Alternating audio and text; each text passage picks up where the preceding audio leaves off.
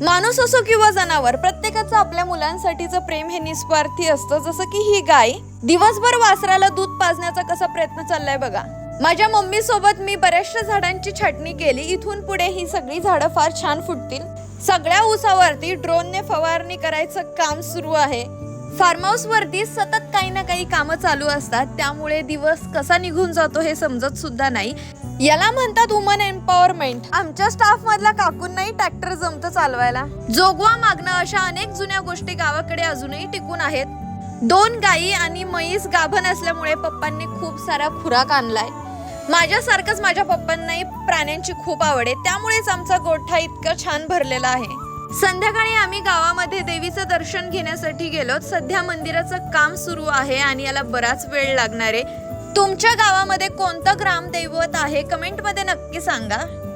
दर्शन घेतलं आणि घरी गेलो. तर भेटूयात उद्या.